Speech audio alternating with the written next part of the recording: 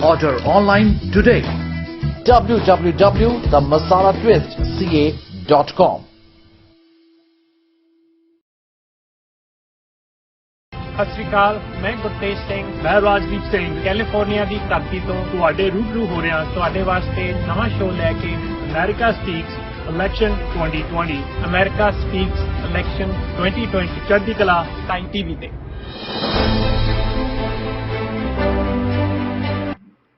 Are we live? Yes. All right. Good morning, Tracy. Welcome again. I'm your host, Raj Singh. I have Gurtej Atwal along with me. And who is this third person?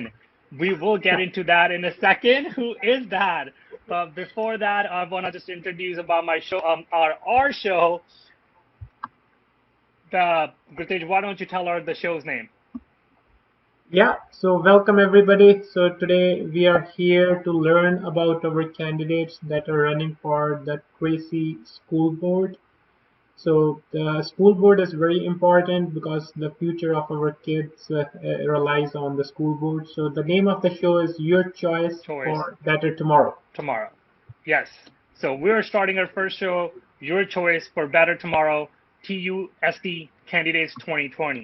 And it's our first episode today that we're going to start with the first candidate. But before that, let me welcome our third team member, which we are very blessed to have her join us on this show, on this platform, to give her blessings, Ronnie Dillon, and people call her Ronnie Dillon too.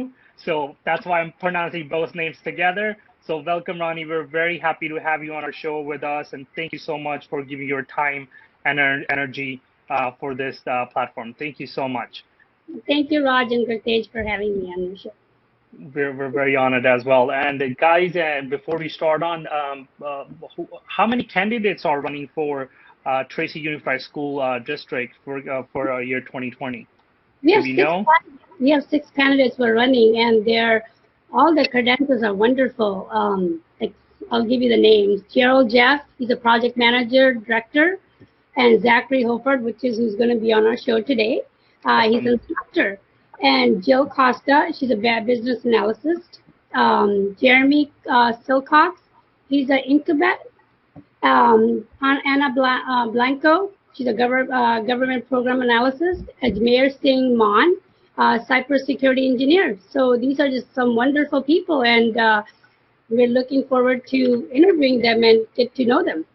Yeah. That's incredible. There's very great credentials all these candidates are carrying with them, and I think for like our show's name is Your Choice for a Better Tomorrow, and we need to have the candidates with such a great qualifications because it's about our kids. It's about our upcoming generation. We need to have right people in the board. They can make the tough decisions, but the right decisions for our kids. So I'm very glad, and we all want to thank you to all these wonderful candidates that are running for this public office, because it's not easy to put yourself out there in the public. You need a lot of time, a lot of investment, a lot of courage and commitment. So thank you so much for all you guys are choosing to run. And Ronnie, can you also tell how many seats are available? I know there are 6 candidates running, but how many seats are? 3 seats are available. 3 seats are available and 6 candidates. That's wonderful. That's a good equation, good number to work with. So that's awesome. And Gurtej, I'm sorry, I think you had something to say. Go ahead, please. Yeah, so just wanted to introduce our audience to what Tracy Unified District is. So how many students future depends on this district. So this is one of the decent bigger size district. So on average daily basis, approximately 14,000 students, they take part in the schools. So we have 11 elementary schools, 6 middle schools, 4 high schools, 4 alternative schools, and 1 charter school. The budget of the school district is approximately $172 million. So it's decent big district. So due to COVID and all these circumstances, the district is facing challenges. So the full-time staff that city has, the school district has, it is 1384 full-time staff members, including 701 teachers, 535 classified employees, and nearly 148 people in the management and supervisory positions. So this is a big district with so many students, so many employees. So all its future depends on how the school district is managed and run with that big budget. So now I'll just add our candidate. So we will listen more and we'll thank our candidate for being here with us. Hello, welcome, Zach. Hi, thank you for having me. Morning. Morning. Yeah. Thank you so much, Zach, for joining our platform today. We're very happy and very honored to have you on our show. And I think all our audience who will be listening or will listen to you later, they would be very much interested to hear about you directly, who you are, what you are standing for RTUSD. So not taking much more time, I want to hand over to Ronnie to start the show. Ronnie, please go ahead and let's get the ball rolling. Well, Zach, welcome to our show. And basically, everyone has a unique story about themselves. And you tell us about you. What is your story? Whatever you can add, just let us know. All right. So my story is pretty unique in my opinion because from what I know, I'm the only candidate who has not only gone through TUSD from kindergarten to all the way up to high school graduation, but I've also worked in that district.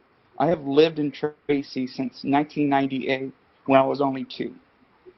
And what I really appreciate about TUSD is that from my teachers, all the way from kindergarten to high school, have instilled in me strong values of what is right, what is wrong, how important education is in changing people's lives, how no one can take education from you. And after I graduated from TUSD, I attended the University of Nevada, Reno, where I majored in political science. And while I was up there, I had the great privilege of being taught by some of the leading political minds in the state of Nevada. I was taught by a sitting judge, one of the leading political scientists, and a former minority leader of the Nevada Assembly. So I have that expertise, that experience of what effective government policy leadership is. And when I came back home, I graduated in 2017 in May, and I got my first real teaching job in September of that same year, teaching special education, high school special education. So, what high school did you go in here in Tracy? So the high school I went to was Kimball High School, and the good thing I really enjoyed about Kimball is that I was the second, not necessarily, I was the second group of students who entered the high school. Before I came in, the high school was brand new, not a lot of traditions, things like that. But when I was in there, I was able to help build these traditions, being able to build the community service focus for Kimball High School. Okay. So, what do you think you have unique in you that other candidates don't have? I think what I have unique to me is being in the actual classroom, being a special education teacher, because I'm working with a bunch of students who have come from a diverse background, who have unique learning needs, and these other things that for a lot of people see as barriers to their success. But for me, I see these students of having full potential. I mean, the only thing is, I think a lot of things that people mistake about disabilities is that they see them as not being able to do something. Well, what I see as a disability is just another way to learn, another way to do something. That's what I see as a disability. And that really helped me approach it as a special education teacher because I learned how to be adaptable. I learned things don't go according to plan all the time. You have to be adaptable. You have to know who you're dealing with and how to make them being empowered, how they need to know what they need to be successful. Okay. So, let's just say you become one of the board member, and how much time do you think you'll be able to give for this position? I think looking at that, I think I'm able to give my full attention to the school board, because I think as a political science student, one of the things that you're taught about a lot of the time is that the public are the most important people, and you have to give your full attention, your full focus to the public, because if you want things to really happen, if you truly want change, you can't be in it halfway. You have to be through it. You have to be into it all the way. And I think I can do it all the way. Spend all my focus and attention in making sure TSD moves in that right direction. Okay. As Gurtesh mentioned, sorry, go ahead. Sorry, I didn't mean to interrupt you, but Zach, you were instructor. I'm not sure if I get that part. Where are you currently working? Where are you teaching right now? I teach currently over in the Bay Area. Okay, okay, yeah. Gotcha. So you have to commute over to the area as well. Yeah. Okay, thank you. I mean, it's great that you care about the students so much. You're actually traveling all the way over to Altamont Pass to teach them, and now you're actually thinking to do something give back to your community where you were raised in Tracy. So that's wonderful. So I just wanted to say thank you on that. Go ahead, Ronnie. So what do you, in your own opinion, what do you think the current challenges the public schools are facing these days? So I think, at least looking at TUSD, I think some of the issues that they're facing is that we need to fully support our teachers and our school staff. I also think we need to protect special education. And I think that we need to make promoting our high school graduates the most successful and the most competitive applicants to not only college, but once they get out of college. Your college degree is not very useful if you can't keep and get a job. So that's what I think our focus has to be. Okay. Yeah, no, thank you. It's overall growth, so it's not just what the kids are learning in the school, but the environment that we are providing to the schools, to the kids. So that is the overall grooming that helps them develop the good habits to be successful in their lives. Thank you. Yes, and that's, I think, it's the most important thing is that when students are in kindergarten until high school, that is the time where we instill the values that they are going to live by. That is the values that they are going to instill into their children. So we have a unique opportunity to influence future generations of leaders, into instilling into them that, you know what, this is possible. Okay. Change is possible. Change, yeah, definitely. There are a lot of change needs to be done. In addition, in my capacity as a parent, student, as being also a student advocate, and give my intimate understanding of Tracy High School, because I have two children. One actually is in high school as of now, and one already graduated. He's in third year of college. So I am very much involved with the Tracy high school affairs. There has been a lot of trouble with the administration where there a lot of they have not filled in a lot of the vacancies with the teachers with unqualified credentials. For example, for subjects like physics, AP Physics, and they have not hired teachers. They have hired teachers that have no background of physics. They have English teachers sitting in there for physics class, and for not only physics, it's with other subjects as well. What would you do to make that change and make these kids ready for the AP test and have equipped teachers who are actually qualified to do that, teach that class? Okay.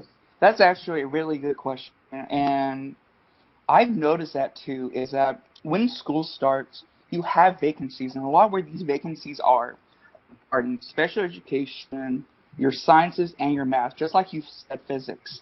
And physics and math are not easy subjects to teach or to learn. So you need someone in there who is qualified, who knows what they're doing. And I think that what should happen is that schools on the first day should have their fully staffed, and they should be credentialed in that subject or working towards their credential in that subject. And I don't see the justification on why you can go from the hiring process in March all the way up into August and not fill a position. So I don't understand that. And I don't know the justification for not having that whole span of time and not filling them. So what I think is necessary is that you have to have a driving force, be saying you have to have all these vacancies, or unless there's going to have to be a consequence. So Right. what do you think? Why you think that's an issue? Is it that issue only in Tracy, or do you think that's issue all over? Because are we not doing anything to attract the Tracy school? I Mm-hmm. mean, not just, I'm talking about the whole Tracy. Mm-hmm. What are we doing? Is the school doing something wrong that they're not attracting these I teachers? think I think there's a few issues. I think for one, pay. And to be honest, when you have a degree in physics and math and higher things, um, personally, why would I take a $50,000 paying job when I can go over the hill and work Sounds for good. some of these really good companies in the leaders of my field? Why am I going to take a massive pay cut in order to do this? And teaching is not an easy thing. So we have to put in places incentives for people who are qualified, and we don't want to lose them. So we have to draw them in. We have to show them that this is an incentive for them to teach here. So just to add on that one, Zach, so as we are facing the COVID circumstances, so I was reading due to the budget deficit, so one thing is, so originally for this fiscal year, the school districts was short 11.7 million. So then there is 10% additional local control funding formula, so that has been deducted from the state. So it will create a deficit of approximately 26 million for 2020 and 2021. So school district is thinking of filling that gap. One thing is they thought don't purchase the books for next year. So that will save them approximately 3 million. So then they are thinking of eliminating the busing routes so that cater over 1247 kids to and fro to the school. So that will save 1.8 million. So the bigger chunk now comes to our 701 faculty member we have, our trained teachers. So they are thinking of cutting 100 of those teaching employees. So it is a challenging times. We do understand. So what do you think? What would be the approach? Like we have the qualified teacher, we have the resources, we are cutting short from that resources. So how that can be approached in future? I think personally that any position that is filled, or I think fiscal responsibility is an important thing. However, adopting new textbooks, and cutting school bus routes, you're actually affecting a lot of students. I mean, a lot of our parents who have students in this district, they don't work in Tracy. They Hmm. work over the hill, and they have to leave extremely early to get to their jobs. Well, are you going to drop your student off at 5 o'clock in the morning? Are you going to drop off a kindergartner at 5 o'clock in the morning for them to fend off themselves? No. A Hmm. school bus is your transportation for these students. So that is Mhm. the first important thing. You can't cut that. Textbooks, an interesting thing about textbooks, when I was in high school in 2014 senior year, I was getting a textbook, an economic textbook from 2002. And the world had changed so dramatically in economics that Hmm. that textbook was out of date. Now, when you look in sciences, science, biology, and environmental science like that, almost as soon as your textbook is printed, it's almost out of date. So That is. once again, that's another thing we cannot cut. And I think what we have to do, and we also cannot cut positions of qualified teachers who help our students. So what I think we have to do is we have to look at, besides these things, because those things affect students, we have to look at what other cuts do we have to make. Do we need to reduce salaries from man? I think if we are going to cut salaries, we have to start with management first. Those are the people who need their cuts first. Mm-hmm. And then we might, have to go down to our other staff to have cuts. And then there's other ways there are other ways we can save money. And it's not reducing services for students. Right. That is true. Yeah, we can do that. Yeah, and Zach. They have all. And what do you think we can do for younger? I'm not saying high schoolers. I'm saying for younger kids, where they can stay active during summer, where they can be more involved and still, because that's a long time, like a couple of months out of school, and they're bored, and there's really nothing to do in Tracy other than go swimming or go play tennis or whatever. Right. But I think they need. Some kids are more. They want like hands-on stuff going on. So. Yeah. I think that's also a major issue overall for the town itself. If you think about it, when people say, oh, I'm going shopping, I'm going to go this and that, they're not necessarily going to Tracy. They're going over the hill. They're going to Livermore, San Ramon, Pleasanton. Mm-hmm. But looking at this issue for the schools, I think we can promote. I know, for example, Kimball has a really strong drama department. Maybe we can reach out to those programs and say, would you be open? Would you be willing to have a drama camp? Maybe we're not talking about a whole 3 months. Maybe just 2 weeks, just to give you the fundamentals, the basics of what drama is. I know West High School has a good space and engineering program. Why can't we approach those students and say, hey, help these younger students understand the basics of space and engineering? And the thing is that the good thing is that these are high school students. These students can improve on their leadership skills. They can improve their critical thinking, because what works to explain space and engineering to a high school student is radically different than what you explain space and engineering to a second grader. So those opportunities, we benefit across the board. We're keeping students engaged, we're creating leaders, and we're just really just helping the community. That is true. That is true. So I think Gurtej wanted to ask a question. He was excited. I don't have a question, but I just want to say thank you to Zach for bringing such a good. I've been waiting to say this.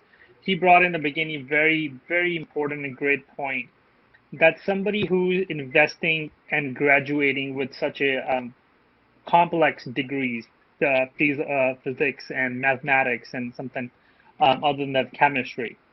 If they are in that to choose to teach the kids, they are really passionate about it. If somebody is teaching our kids, they have the passion. They care about their student. They care about our young generation. They care about the future of them.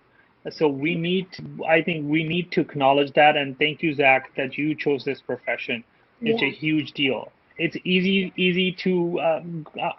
I'm working in a corporation too, but yes, it is easy to kind of get your degree and go get a job and start making money. And on the same time, you're saying, hey, our schools are not good. How can we make it better? I think your actions should be speaking louder than your words. So you are actually making the difference in the society by teaching our kids. On top of that, you are involved in the special education.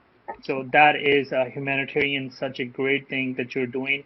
And I just want to, God bless you for that. So thank you. Yeah. Go ahead, please. No, I'm okay. I'm just. Okay. Yeah, no, yeah, being an instructor, being a teacher by choice, that is a wonderful thing, wonderful service for our next generation. We as a community, we respect our instructors, respect our teachers, and you are doing a great service for our next generation. So you have touched the technology point. You have touched the mental issues that the kids are facing due to the diversity that we have in our community. So those psychological things should be tackled on priority.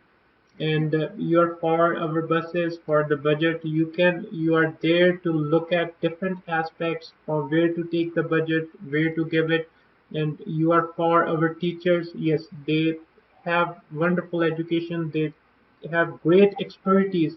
We have to support them. We cannot kind of shuffle them, or just if they have worked 20, 30 years in the school district, we have to find some ways to support them in this critical situation, because the COVID is not only for us, not only for somebody else, it's for them too. So they are integral part of the system. And for the meals you have touched, yes, there should be a way where we can provide the necessary services to our kids. So if we want to now summarize, so what key aspects or key points you want our voters, our listeners to take away, and when they go back, they can think, okay, this is Zach Parr, and they can think through the follow-up questions and reach out to you for clarification. I think looking ahead, those main issues that I am promoting, that I am truly concerned about, is making sure our teachers and staff are supported. If we don't have a strong support structure for our teachers, then we are setting them up to failure, and we can't do that. I think we also need to protect special education, because like we talked about, mental health goes ignored in our society. Like I said, when we hear disabilities, we see disabilities as more as holding people back, but that's not the case. And I think the most important thing also is preparing our high school graduates for success. If our students don't have these skills, if they don't have this knowledge, then they can't be successful. They're not going to be able to do their best. They're not able to improve their lives and make a difference in society. So those are the things that are of concern to me and are of vital interest to me. I think you highlighted in a very concise and precise way, and we're glad you did inform us and educate us on your stand, and we're very excited to see more that you can bring for our Tracy community, and we wish you a good luck. And Zach, if anybody needs to reach out to you after the show, is there a contact information that you would like to share with the audience?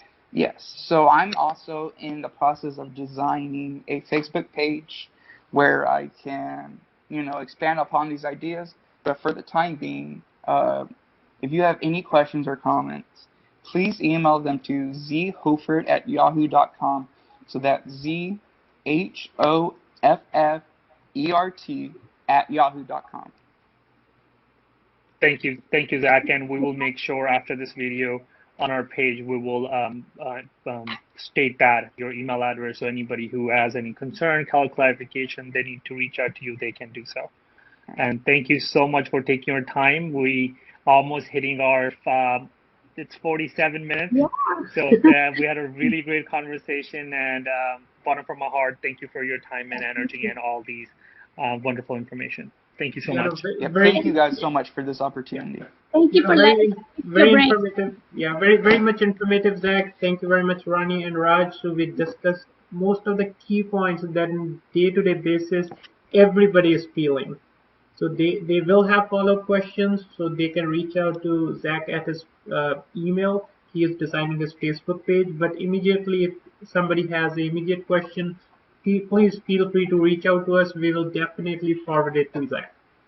So thank you very much, all. Have a wonderful day, wonderful weekend. Stay blessed. Okay. Thank you. Yeah. Bye. ਸਤਿ ਸ਼੍ਰੀ ਅਕਾਲ, ਮੈਂ ਗੁਰਤੇਜ ਸਿੰਘ, ਮੈਂ Rajdeep Singh, California ਦੀ ਧਰਤੀ ਤੋਂ ਤੁਹਾਡੇ ਰੂਬਰੂ ਹੋ ਰਿਹਾ ਤੁਹਾਡੇ